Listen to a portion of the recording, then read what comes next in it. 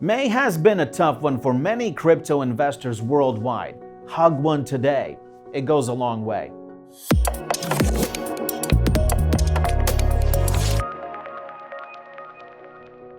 Hold on for dear life, HODL. That is what's happening right now. And there's another one, FUD, fear, uncertainty, and doubt. When does this FOMO, fear of missing out, stage begin? On May 12th, the cryptocurrency market went crashing down by 11.84%. Bitcoin, the crypto king, tanked as low as 27,000 for the first time in 16 months during this massive crypto sell-off, wiping more than 200 billion from the entire market in less than a week. TerraUSD, one of the biggest stablecoins, played a significant role in the crypto and Bitcoin crash last week.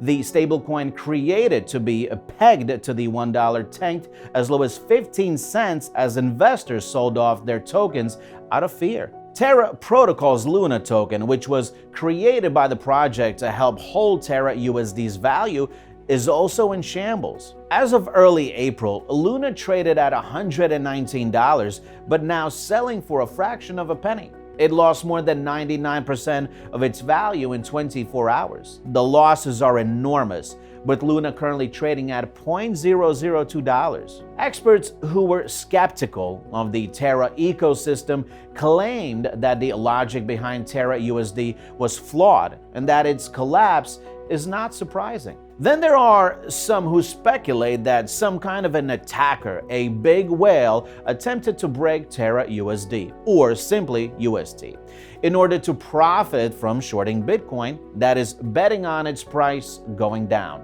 The speculation states that attackers created a large position in UST and then unstaked $2 billion at once.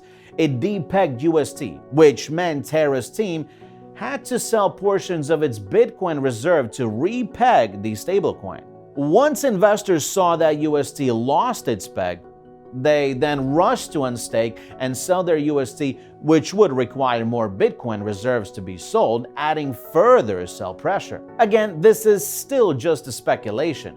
What we know is that Luna Foundation Guard, LFG, a charity that supports the Terra network, shifted all of its holdings to Bitcoin exchanges to maintain the Terra dollar peg. The Bitcoin reserve balance of LFG has now reached zero.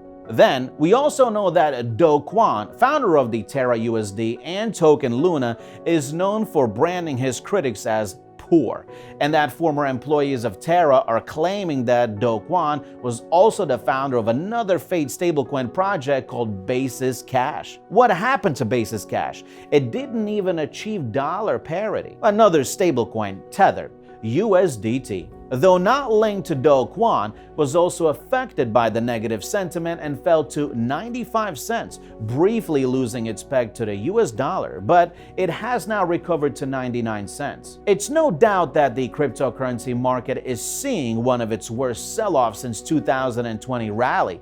This crash sparks panic amongst investors and raises questions about why crypto prices have been increasingly correlated with the stock market. The stock market is tanking and cryptocurrencies are tanking. Isn't Bitcoin created to shine in times of economic adversaries? Before now, many believe Bitcoin is a hedge for inflation, given its finite supply of 21 million tokens. Now, that doesn't seem to be playing out well since Bitcoin has been acting like tech and growth stocks. They are all taking a beating recently. So this raised some questions. What is happening to cryptocurrency? A couple of factors affected the current decline in price in the crypto markets. The recent decline is attributed to the loss of confidence in the crypto market amidst economic pressures worldwide brought on by Russia's invasion of Ukraine, the Fed's rate hike, and post-COVID lockdowns in some countries. With the current global economic situation, many investors are looking for cover from the potential negative economic impact from Fed's tightening. And the bitter truth is that they do not see cryptocurrency as the best option, hence the crypto sell-off. Although some cryptocurrencies like Bitcoin were promoted as safe haven assets whose value would hold over time, which means they would be a good hedge against inflation. But as inflation has surged, Bitcoin has failed to meet the safe haven standard, making it less attractive to the investors. In times like this, when interest rates rise, you will see an increase in yields on safer assets like U.S. Treasury bills, which the government backs. Then, investors will begin to demand higher returns from riskier assets and drop any investment that refuses to deliver. As the Federal Reserve keeps tightening its monetary policy, investors continue to drop risky assets during inflation. Now that the cryptocurrency market is falling like the walls of Jericho, if you follow the narrative, you will see people tell you to buy the dip. So, should you buy the dip now? Crypto experts warn that when asset values drop as quickly as they have in the crypto market in recent days, the coin you've been eyeing suddenly looks like a steal. When it comes to buying the dip, crypto investors should exercise caution so that they don't end up in deep trouble, and at least should suppose that the drop could go deeper. And as an old Wall Street saying says, never try to catch a falling knife. Just use your imagination, visualize catching a falling knife. It would be best if you realize that catching a falling knife, sometimes known as buying the dip, almost invariably results in a painful loss of funds. Does this mean that you should stay away from crypto? No. That isn't to imply that experienced investors can't profit from increased market volatility. The argument is that large, rapid market movements might be unpleasant for the average investor.